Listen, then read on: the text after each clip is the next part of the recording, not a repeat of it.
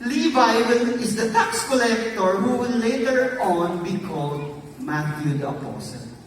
O yan ha, para malinaw, alam niyo na ha, baka di kayo magtaka, baka po may typo, bakit Matthew? Tapos Mark yung binasa, so nakuha niyo po, so yung, and in their context, it was very, very controversial what Jesus did because, diba, if you look at the context, back then, Israel was governed and conquered by Romans. And imagine Levi or Matthew working for the Roman Empire as a tax collector, imposing heavy taxes on people.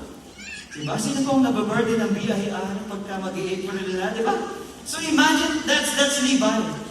So people would think, he's a traitor, he is Jew, but he is following the Roman Empire and oppressing us. So what Jesus did was very controversial. Why did Jesus die with him? The nerve, diba? But in that passage, it is telling us, God told us that Jesus came for everyone. Everyone included. Tingin sa katabi. Ibig sabihin, nakasama ka. Even your office mates. Sometimes, we hate our office mates that boss us around and take credit. Sometimes we hate our neighbors.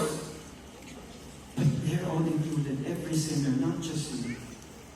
Oh, God loves every sinner. So today we'll be learning 8 steps to love sinners. Are you ready? Number 1 is this. Be comfortable with mess. That's part of it. So, if we read the verse again, it says there, many tax collectors and other disreputable sinners were there. And believe me, some people are actually do not like what we do at the feast because they feel that we are tolerating the sins of other people. But this is actually just the first part of what we're doing. We're actually making the venue conducive for them so that they can experience God. So, yan po yung ginagawa natin. So, I would remember because people would come up to me and ask for prayer.